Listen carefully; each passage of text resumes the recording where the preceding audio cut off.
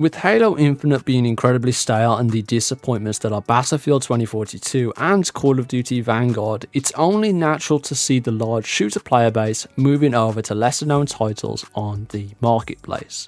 Several months ago, I saw a trailer for a shooter called CROWZ, which marketed itself to be a first-person tactical shooter similar to the likes of Rainbow Six Siege. This week, I was delighted to get a notification from Steam letting me know that this game was in early access, and so naturally I downloaded the game to try it out for myself. And it looks like the developers pulled the old bait and switch technique. CROWZ, a game that marketed itself as a more gritty tactical first-person shooter, is instead a first/third-person arcade multiplayer shooter that is available for early access on Steam for free if you guys want to check it out for yourselves. The game is a large-scale shooter taking tropes from Battlefield that are poorly imitated, to say the least, where players engage in large-scale conflicts in either a large-scale conquest objective-based game mode or a battle royale-esque mode.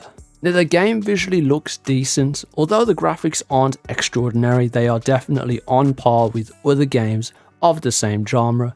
The game features a loadout system similar to games like Call of Duty, where players can customize their weapon loadouts to fit their overall play style. The game features more classic arcade shooter combat, and I can't help but notice that the game tries to emulate much of PUBG's mechanics, those of which being the ability to lean left and right to peek corners and hold key choke points, as well as forcing the player into first person when aiming down sights. The game also has a progression system, a feature seriously lacking in shooters these days, that gives players a real sense of accomplishment for playing the game. Players are able to level up and unlock weapons, as well as being able to level up their unlocked weapons for engaging in combat in order to unlock additional attachments for said weapon. I only really played the Conquest mode in all honesty, as I was immediately put off by the Battle Royale mode, so players will expect large scale combat against large groups of players, especially when attacking or defending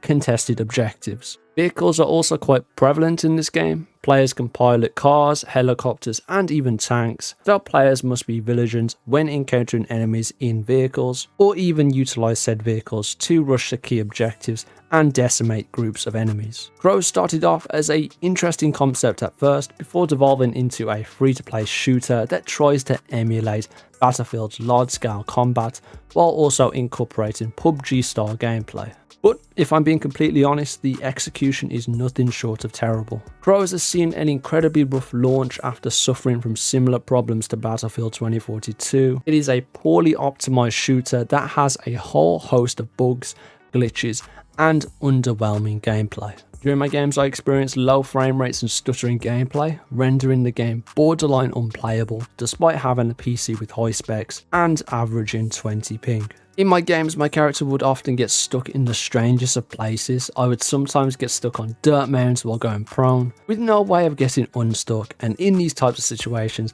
I would have to wait for the enemy to put me out of my own goddamn misery. There's also times where vaulting over ledges didn't work as intended. I'd often vault or jump over a low wall, only to rubber band back behind the wall, ending back where I started.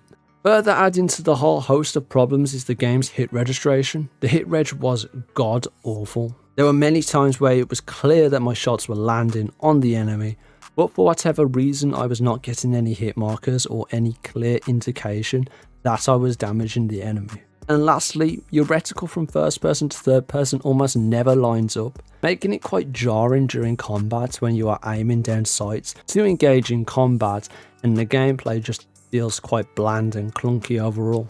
The game also features some truly absurd mechanics, one of which I had a big problem with is the game's UAV. Players can purchase a UAV with cash earned during the course of their matches, which reveal players in the immediate vicinity. The only problem is its functionality is eerily similar to wall hacking, making you a sitting duck for the enemy team, as they know exactly where you are and no amount of positioning will lower your profile while the UAV is active. In all honesty, the game is quite bland, featuring only one map, 2 modes, and a whole host of gameplay issues that rival even Battlefield 2042's launch. The gameplay is atrocious, and I honestly think the game could have benefited with just a little more time in development before being launched for early access on Steam in order to fix much of the terrible bugs and server issues. But what a surprise, the only thing that seems to work perfectly fine are the store, battle pass,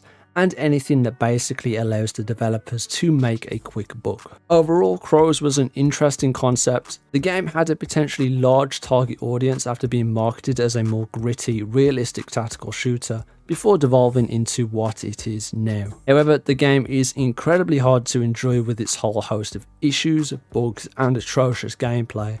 And with the game's store and battle pass working completely fine, it is clear where the developers' priorities lie.